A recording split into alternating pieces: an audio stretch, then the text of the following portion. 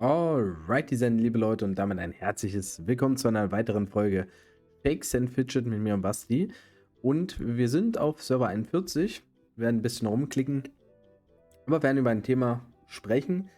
Und vorneweg, ja, ich wollte eigentlich so eine Art Video halt auch zu Dorsa machen. Er hat aber zu dem Zeitpunkt dann sein Statement veröffentlicht und das habe ich mir auch angeguckt und das hat mich dann ein bisschen ausgebremst, weil er doch viele Sachen halt auch anspricht, die ich hätte quasi auch angesprochen. Und ich finde, da braucht man da jetzt nicht großartig drum rumwühlen. Ähm, Vielleicht baue ich das dann nochmal in ein kleineres äh, Talk-Video mit ein. Da wird es dann aber mehr um mich gehen. Und von daher passt das erstmal. Und ich habe überlegt, über was können wir denn dann reden? Und da ist mir quasi das Thema eingefallen jetzt.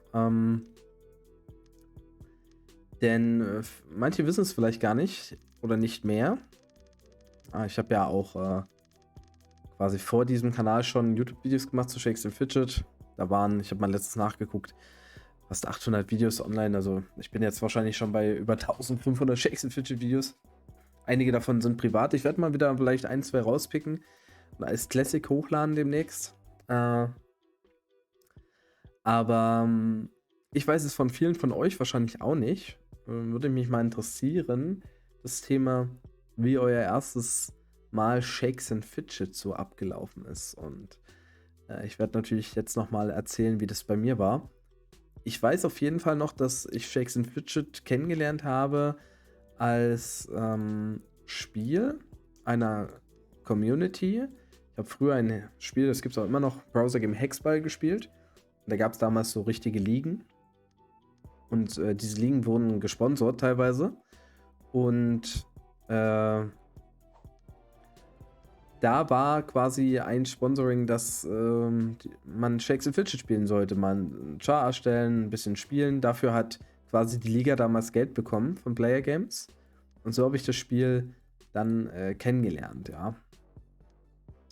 Und ich weiß, das war Server 16. Wir sind dann alle in eine Gilde gegangen. Und keiner wusste ja, ne? Es war damals Shakes and Fidget Version 1, da gab es jetzt nicht so viel zu machen, aber man hat jetzt ein Abenteuer gemacht und irgendwann mal ein Dungeon gemacht oder mal Sammelalbum-Angriff, Ehrenhalle so. Das waren ja so die Basics, ja. Und das hat halt natürlich auch Spaß gemacht, ne? Sonst wäre ich ja nicht dabei geblieben.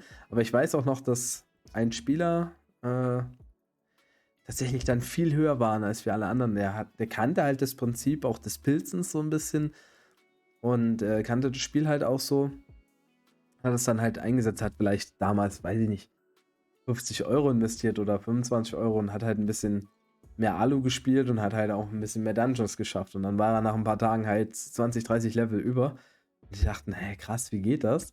Und so waren, also so sagen grob meine ersten Erfahrungen mit Shakes and Fidget schon aus, ja.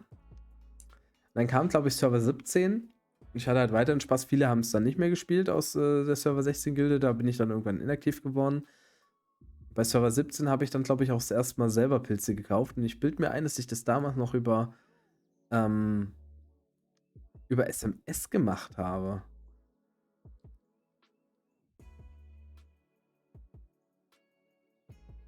Was passiert, wenn ich jetzt hier drauf drücke? Hä? My device is not. What? Okay, muss ja mal gucken. Aber ich glaube, man konnte auch per SMS bezahlen. Und ich war ja damals noch in der Ausbildung, ich hatte kein PayPal-Konto, ich hatte jetzt auch nicht mega viel Geld und habe halt dann wirklich per SMS Codes gekauft, ja. Also das war schon ziemlich hart, ja. Und auf jeden Fall Server 18 in Deutschland, weiß ich, habe ich dann auf jeden Fall 300 Alu gespielt. Und da waren wir auch lange Zeit dann, also auf Server 17 wie auch Server 18 war ich teilweise dann wirklich auch in den Top 3 Gilden. Eine Weile. Springfield. Ja. Und dann kamen ja auch dann so die anderen YouTuber, ich weiß noch, Server 22, Tschechien, dann habe ich bei Server 7 die Gipfelstürmer mitgemacht bei Dreamscape. Dann Server 22, die war, glaube ich, irgendwie mal Zuschauer-LP oder einen tschechischen Server sind wir dann gegangen, ich weiß es gar nicht mehr. Und dann Server 23 war ja dann die eigene Gilde Stammtisch. Eine ganze Weile. Und Server 25 Kraftwerk Krieger, das weiß ich auch noch. Also bis dann Server 30, da war ich dann schon zwar nicht mehr in der Ausbildung, aber da habe ich dann wirklich das erste Mal halt auch krass viel Geld investiert auf den Char und das war zu viel. Und dann, das hat ja dann auch dazu geführt, das war ja 2015, 16 rum, dass ich dann irgendwann auch ich habe irgendwann aufgehört, den Char 300 Alu zu spielen. Dann habe ich irgendwann gar nicht mehr gespielt und meine große YouTube-Pause gemacht. Also es ist so krass auch die Entwicklung, wenn man mal überlegt von Server 16, wo ich das Spiel erstmal kennengelernt habe und dann schon zu einer größeren Pause, weil ich zu viel Geld investiert habe in das Spiel, ja. Und jetzt hocke ich wieder hier seit 2018, respektive 2020 und mache halt wieder meine Videos. Ja. Also irgendwie ist es so eine Art, ja, nicht Teufelskreis, ne, aber ist irgendwie witzig. Deshalb, mich würde mal interessieren, wie das bei euch so ist. Ihr könnt ja da frei herauserzählen, was ihr wollt. Lest mir alles durch. Früher habe ich sowas mal mit Gewinnspielen gemacht, aber dafür habe ich jetzt auch gar keine Zeit, ehrlich zu sein. Deshalb machen wir es einfach mal so aus der Kalten heraus, ja. Und ich denke, das ist manchmal auch für andere Leute interessant, die vielleicht noch nicht so lange spielen. Oder eben für Leute, die auch schon sehr lange spielen. Also, ja, ich hatte ja kein Glück hier bei dem Würfelspieler, muss man mal so sagen. Das Glücksrad nutze ich aktuell auf dem Server eigentlich fast gar nicht mehr. Es wäre zwar für Pets interessant, aber gut, ich war jetzt lange Zeit sehr pilzsparsam unterwegs, deshalb habe ich es dann nicht mehr gemacht.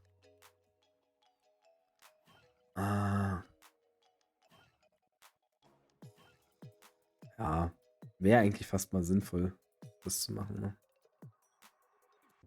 Ich hoffe mal, dass ich den Fight hier gewinne, ja.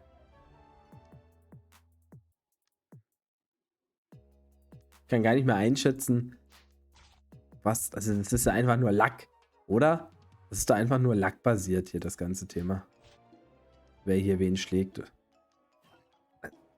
Müsst ihr mal gucken, ne? So die Top 5 der letzten, was das ist Stärke, Stärke, Stärke, Mage, Geschick. Stärke, Mage, Stärke, Stärke, Geschick. Also müsste Schatten eigentlich besser sein als Light so. Mage. Mage. Stärke. Stärke, Stärke. Ah, okay. Mhm. Geschick. Intelligenz. Stärke. Intelligenz. Mhm. Mage. Stärke. Mage. Stärke. Eigentlich ist das die beste Aufteilung, glaube ich, bei Wasser, oder? Wasser müsste doch meistens immer gewinnen. Deckt sich das so mit eurer Erfahrung? Ich weiß es nicht. Ich würde es jetzt grob fühlen, ja. Aber an sich ist es trotzdem auch nur Lack. Aber vor allen Dingen, wer am Ende ausweicht, ja. Naja, oder auch nicht. Heroldon hat mich besiegt hier gerade. Also Schatten kam ich jetzt noch nicht mal zum letzten Pet. Okay, nice. Das ist stark. Ja, egal. Ja, das war's dann auch schon mit dem Video. Thema fand ich ganz nice. Und ja, wir werden uns sehen oder hören. Wahrscheinlich wieder mit dem englischen Video demnächst.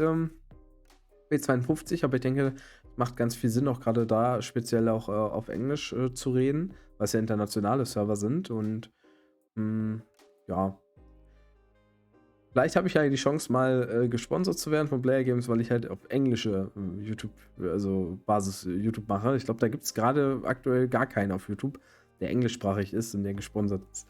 Das ist so ein bisschen so mein Ziel vielleicht, was ich mal nächstes Jahr versuche, weil im deutschen Bereich werde ich es nicht schaffen. Und gucken wir mal. Wenn es nicht ist, aber auch nicht schlimm, werde trotzdem bei den englischen Videos bleiben. Und ich hoffe, der Part hat euch gefallen. Ich wünsche euch einen schönen Tag. Haut rein, macht Tschüss und Servus. Euer Basti.